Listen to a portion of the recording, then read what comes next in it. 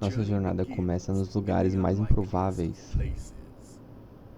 São Petersburgo do século XIX, na entrada da Catedral de Santo Isaac, o frio da cidade, as névoas da manhã se dissipando com a aproximação do sol e nossas botas cobertas de lama.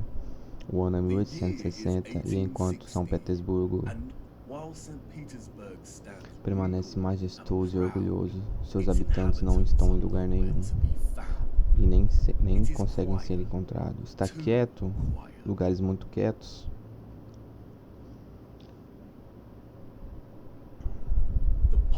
A população de São Petersburgo na década de 1860, dizem-nos cerca de 500 mil pessoas, e ainda assim não há uma alma sequer à vista. Onde está todo mundo?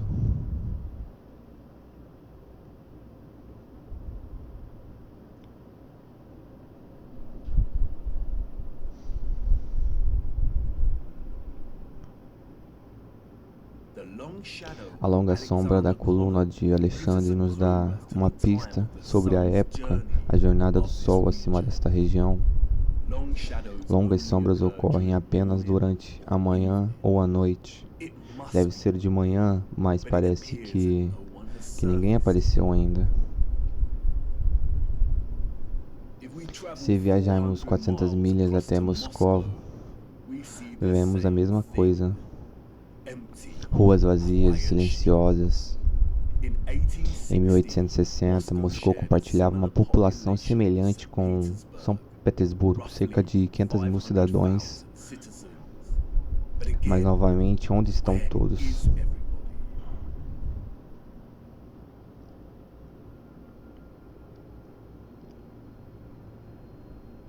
E o resto do mundo durante esse período?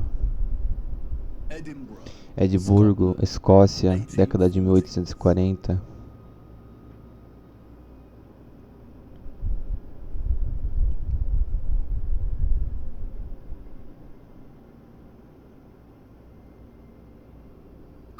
Copenhague, Dinamarca, década de 1840. Dresden, na Alemanha, década de 1860.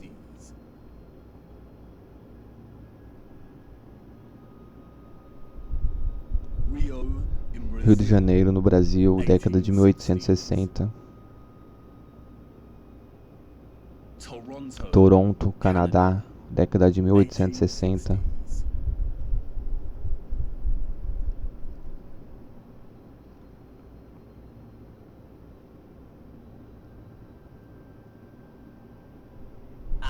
Atenas, na Grécia, década de 1860.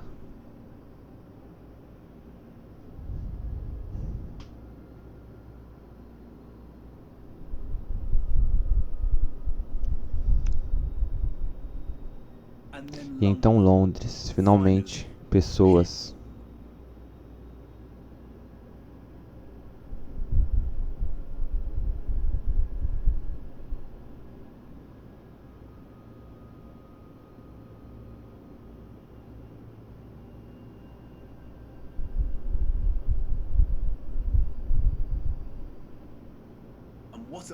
E quanto a Paris?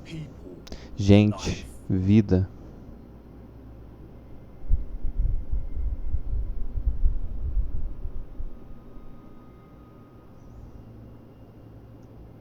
A primeira fotografia, dizem-nos, foi criada em 1822.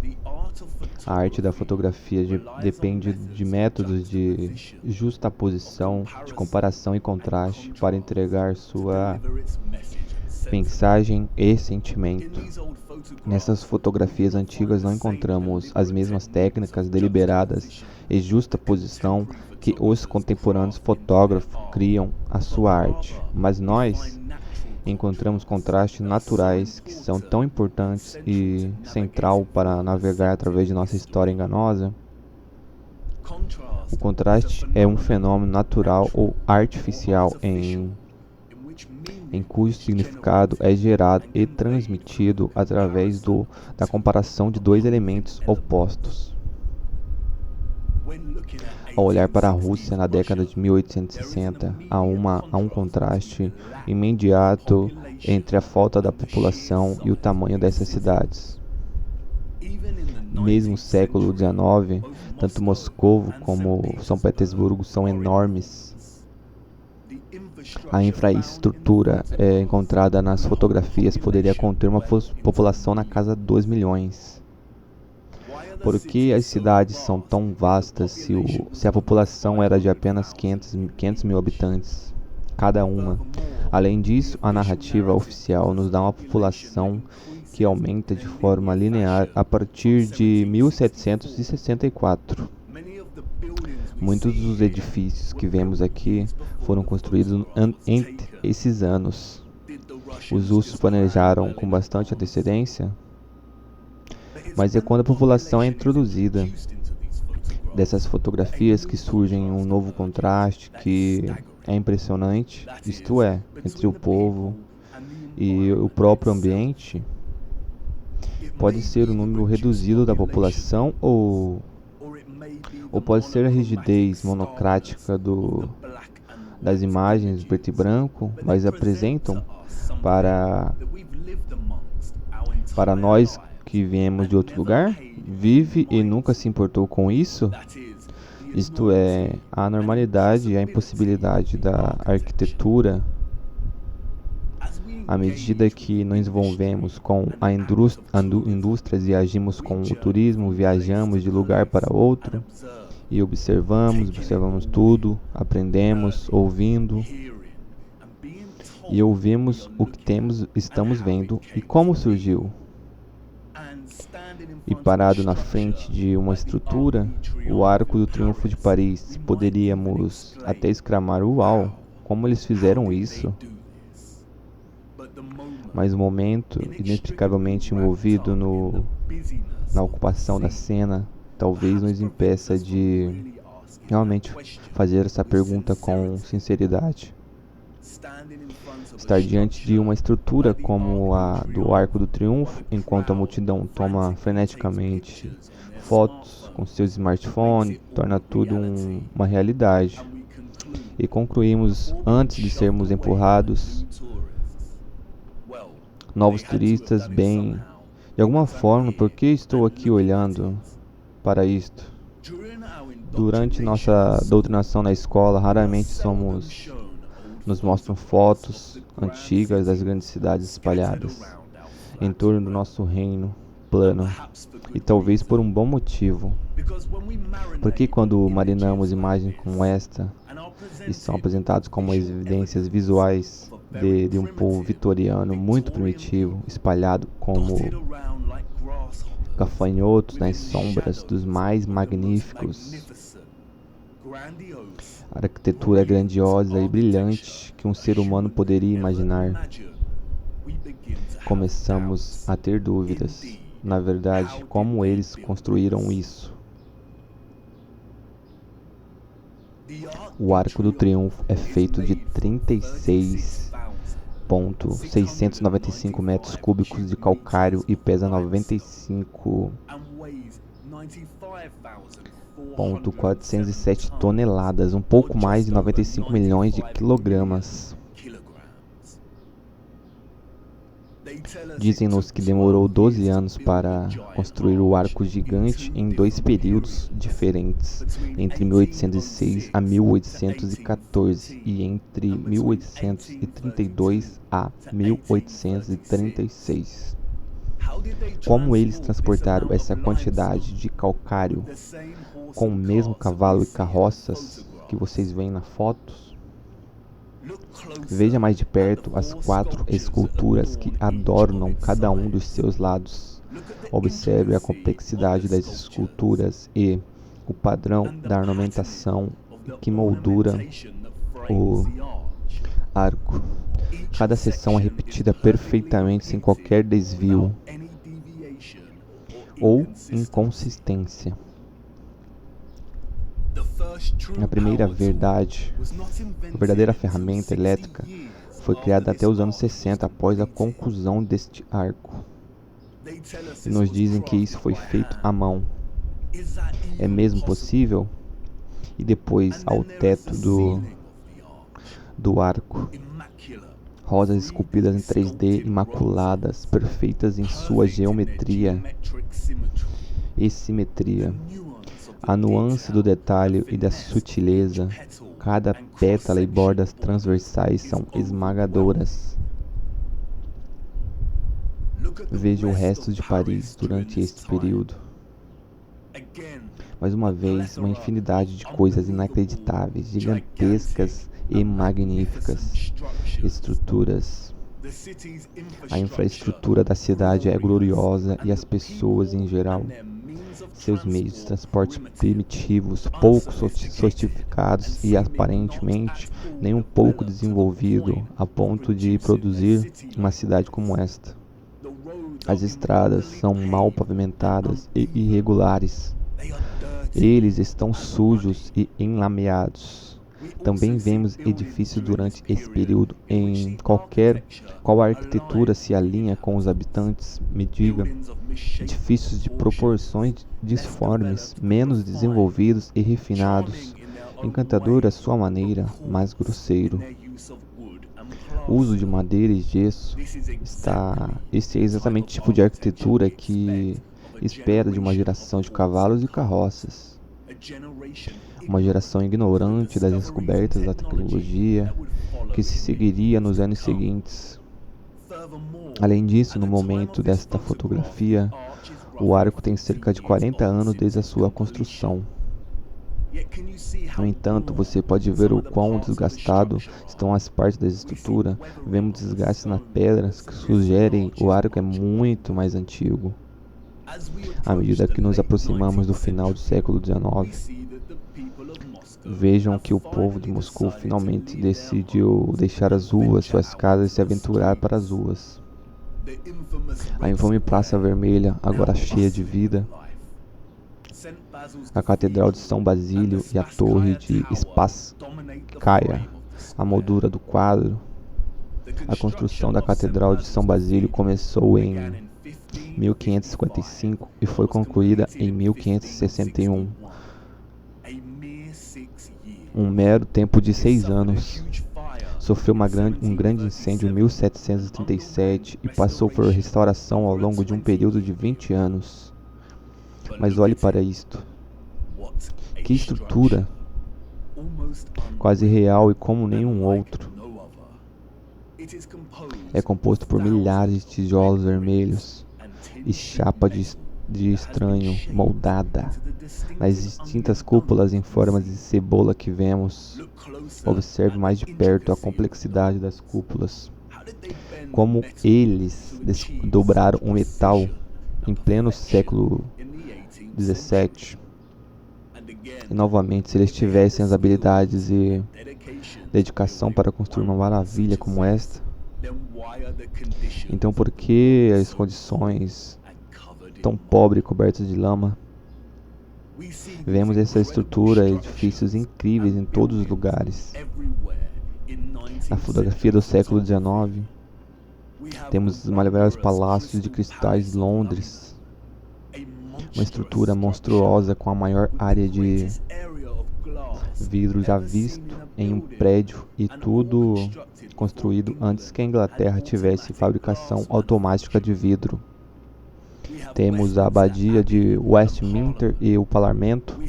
Temos o antigo Houston Ark construído de arenito puro em 1837 e ruas não pavimentadas e cheias de lama.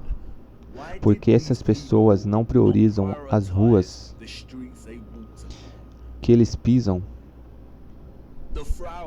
A Frauenkirche, a obra-prima da concúpula de Dresden, Alemanha, é um esplendor intrigado e opulento em contraste com as carroças surradas e puxadas por cavalos, carrinho das pessoas que estão abaixo. Um povo dependente de necessidades básicas.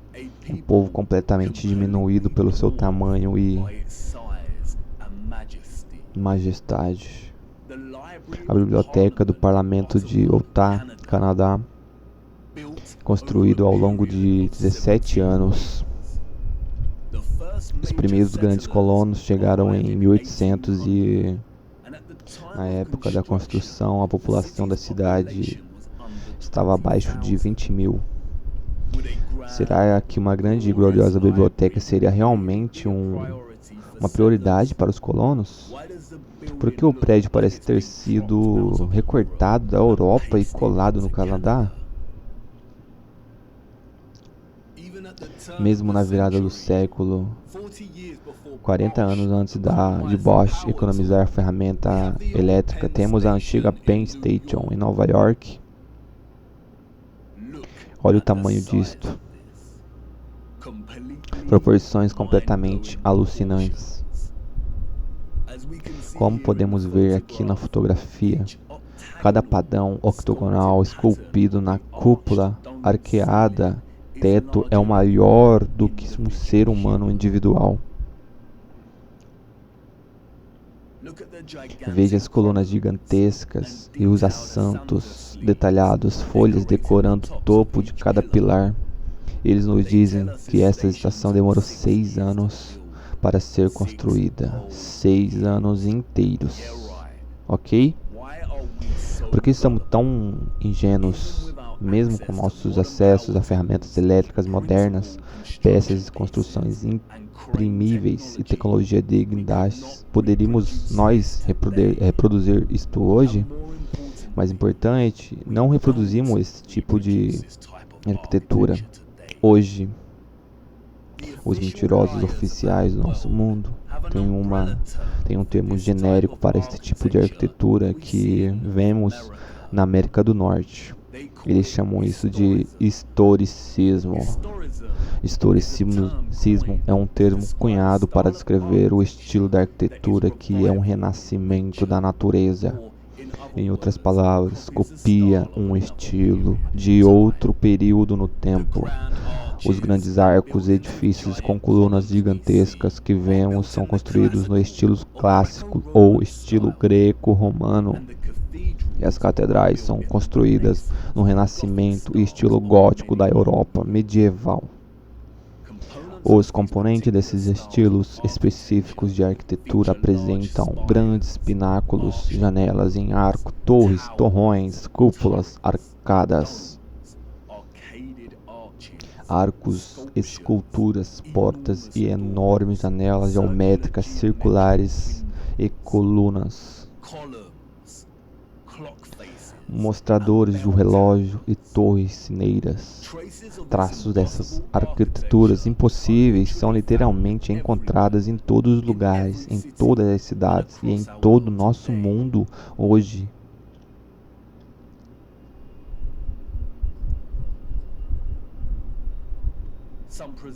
Alguns preservadores e mantidos, como o Arco de Triomphe em Notre Dame, e outros há muitos esquecidos no tempo, como o Houston Ark e a antiga Penn Station em Nova York.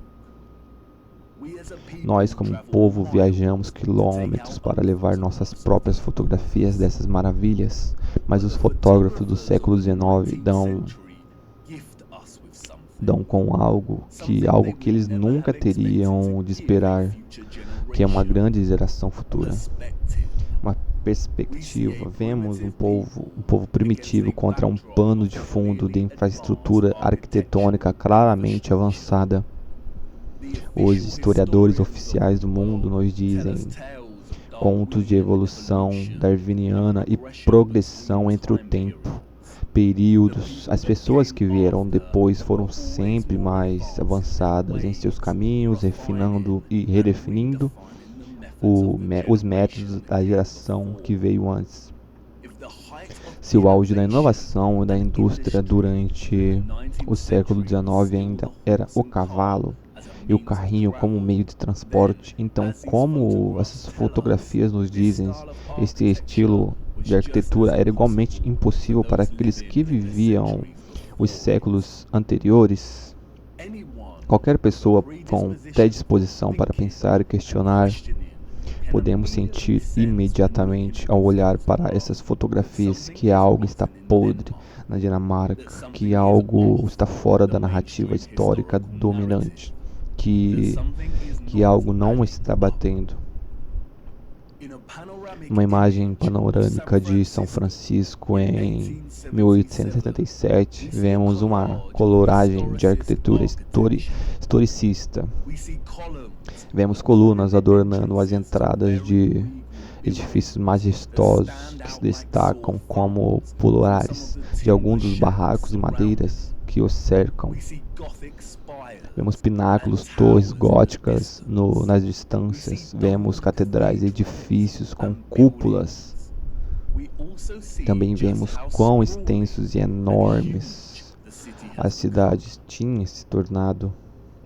Em 1846 havia menos de 500 colonos mormons vivendo na área da terra onde agora chamamos de São Francisco. Era terra de fronteira e pronta para o tirano. Entre 1848 e 49, com o início da corrida do ouro na Califórnia, a população aumentou de 1.000 para 25.000 pessoas. 28 anos depois desse panorama foi tirado a população nesse momento, dizendo-nos estava chegando perto de 200.000 habitantes. Quem em sã consciência acreditaria nisso?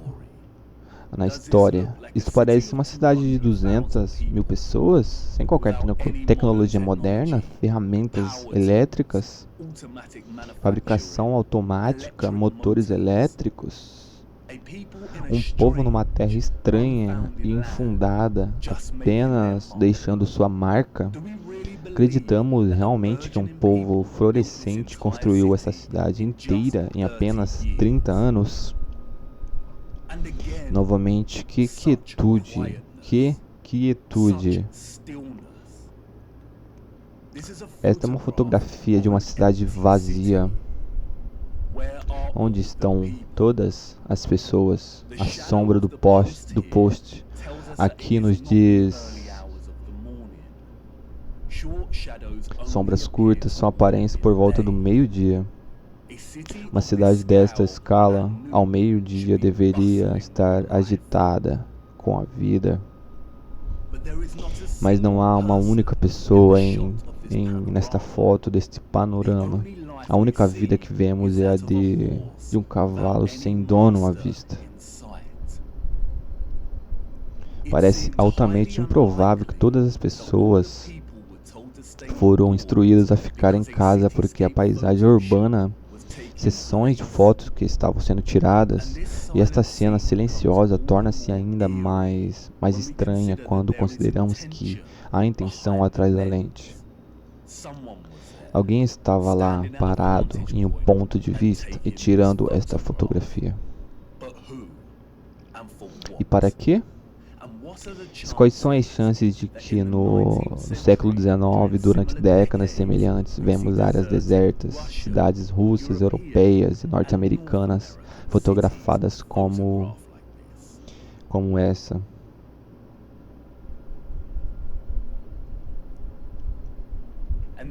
E então, apenas alguns anos depois, encontro os mesmos locais cheios de pessoas, um povo claramente incapaz de construir a arquitetura encontrada nessas cidades. E o que fazer com essas fotografias? Se aceitarmos a narrativa e estes estranhas anomalias, então paramos e pensamos para nossas vidas. Mas as narrativas que conhecemos não é a verdade. Não devemos aceitar se nenhuma narrativa, não importa o quão oficial e certificado é, a menos que faça sentido. As pessoas que vemos nessas fotografias, seus primeiros ancestrais, não poderiam ter construído. Esta arquitetura magnífica que vemos é uma impossibilidade. Vamos. Devemos nos aventurar mais nessas cidades e olhar por um ponto.